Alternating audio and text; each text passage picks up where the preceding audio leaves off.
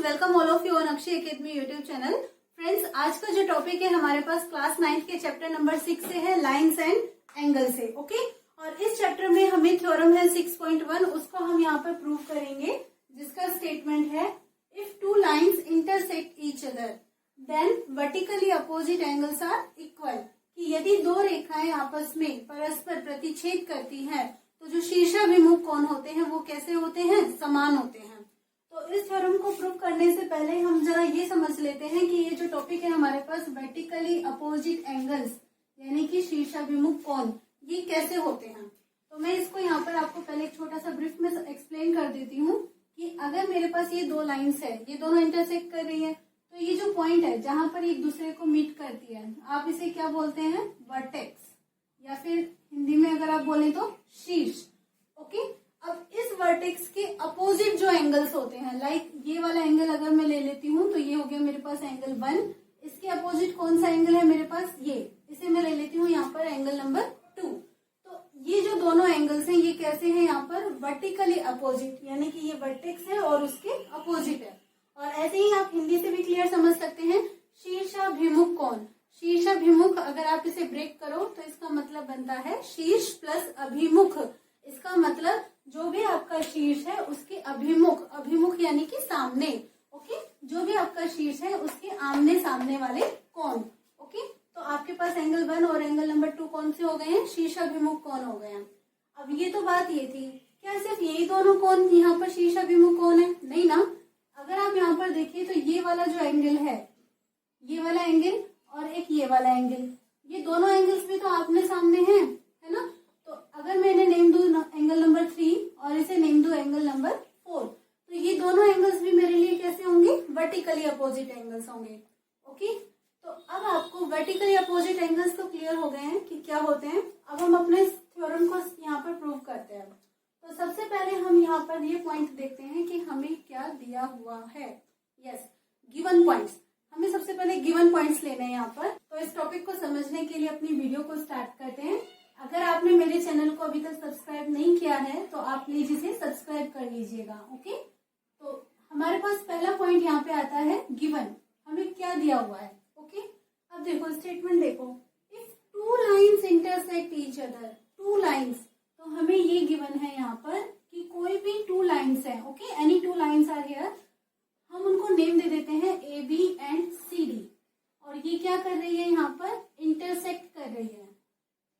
अब भैया इंटरसेक्ट अगर ये करेंगी यानी कि एक दूसरे को अगर ये काटेंगी तो किसी एक ना एक पॉइंट पर तो काटेंगी ना। तो हम ले लेते हैं एट ओ पॉइंट। ये हमने यहाँ पर सपोज भी कर लिया है और हमारे पास गिवन भी है। ओके, तो अब हम यहाँ से नेक्स्ट स्टेप होता है हमारे पास डायग्राम।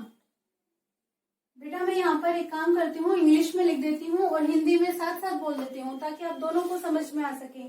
ओके, तो यहाँ पर दिया है, मैं हम इस तरह से लिखेंगे कि दो रेखाएं ए बी तथा सी डी एक दूसरे को ओ बिंदु पर क्या कर रही है, प्रतिच्छेद कर रही है। तो हम इसके लिए डायग्राम बनाते हैं। लीजिए ये डायग्राम हो गया। एक तो ये लाइन मैंने ले ली है ए बी और ये दूसरी लाइन मैंने यहाँ पर ले ली है सी डी। ओके, तो अब मेरे पास ये इस पॉइंट पर इंटरसेक्ट कर रही है एक दूसरे को। ओके, तो वर्टिकली अपोजिट एंगल कौन कौन से होंगे, ये वाला एंगल किसके अपोजिट होगा, इसके, और एक ये वाला एंगल किसके अपोजिट होगा, इसके। तो मैं इनको यहाँ पर नेम दे देती हूँ। तो वर्टिकली अपोजिट एंगल्स आर, शीर्षाभिमुख कोण कौन कौन से हैं, पहला पेयर किस किस का है, हम ये वाला ले लेते हैं पहले। Okay, 1 angle A O D, angle A O D. और दूसरा कौन सा है, इसके बिल्कुल सामने वाला, इसको हम ले लेते हैं एंगल नंबर 2। इसको देखिए angle number C O B, ये हो गया आपके पास एंगल सी ओ बी। यहाँ तक क्लियर।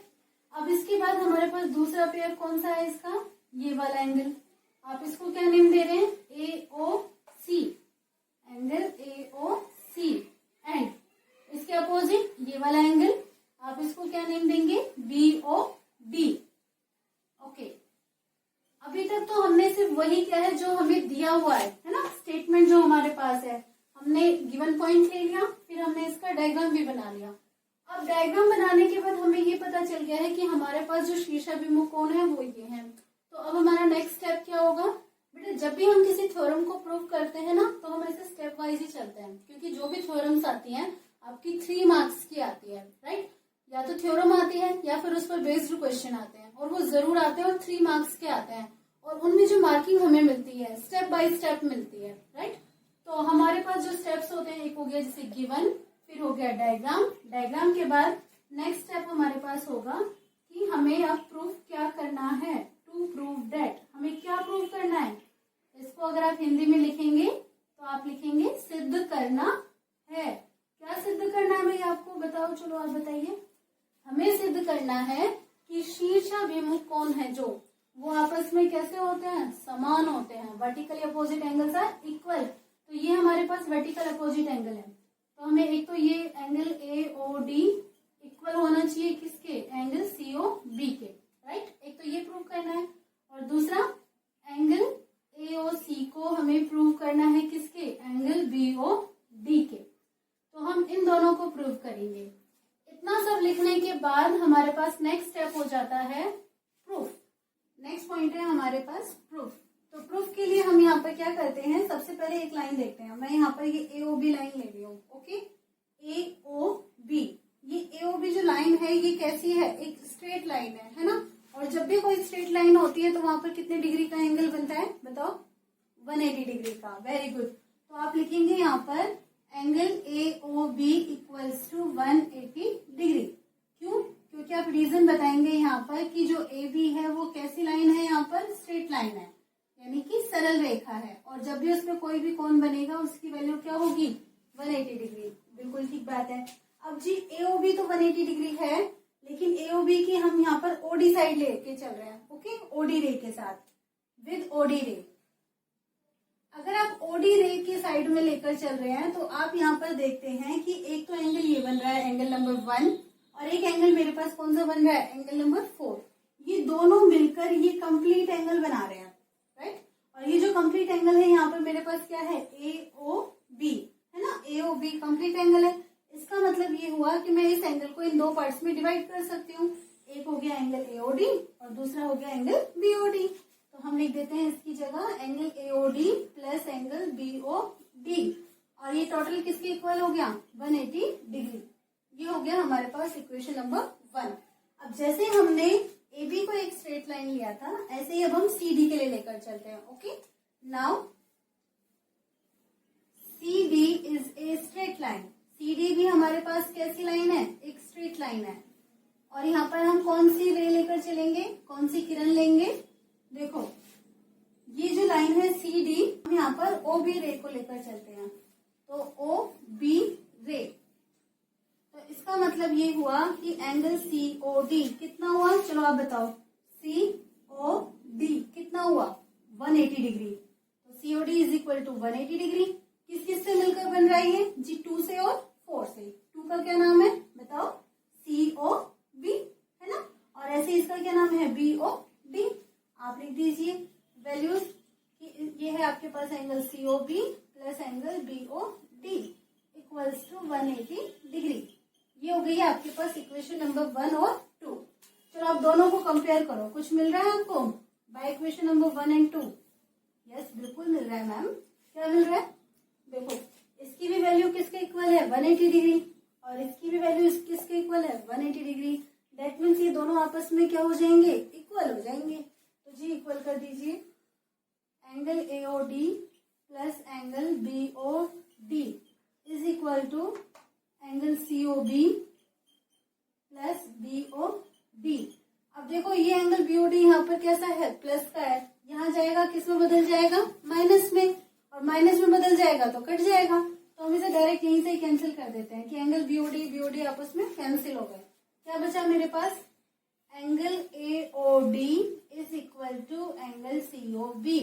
अब जरा देखिए जो हमें प्रूव करना था क्या ये वही है, चलो हम देखते हैं। यहाँ देखो first point, angle AOD is equal to angle COB, हमें यही प्रूव करना था ना। तो इसका मतलब ये हुआ कि हमारा जो फर्स्ट स्टेटमेंट है वो तो हमारा क्या हो गया, यहाँ पर प्रूव हो चुका है ना, प्रूव्ड। अब बची बात किसकी, सेकेंड वाले की। तो सेकंड वाले के लिए भी हम ये सेम प्रोसीजर रिपीट करेंगे। आप चाहे तो ये कंप्लीट प्रोसीजर रिपीट कीजिए, अदरवाइज सिंपल सा यहाँ पर लिख दीजिए वर्ड सिमिलरली, इसी प्रकार से। ओके, इसी प्रकार से अब आप इसको डायरेक्ट लिख सकते हैं, एंगल AOC इक्वल है किसके, एंगल BOD के। अभी आपका दूसरा स्टेटमेंट भी प्रूव हो गया है, तो लास्ट में आप लिख देंगे हेंस प्रूव्ड। हेंस प्रूव्ड यानी कि इति सिद्धम, आपको यही सिद्ध करना था, ऐसे ही लिखते हैं ना भाई। ओके, तो यहाँ पर आपकी थ्योरम 6.1 ये जो है कंप्लीट होती है। नेक्स्ट वीडियो में हम एक्सरसाइज 6.1 के कुछ क्वेश्चंस ट्राई करेंगे। तब तक के लिए बाय, और मेरी वीडियोस को जरूर देखिएगा, लाइक भी कीजिएगा और चैनल को सब्सक्राइब भी। Thank you for watching my videos.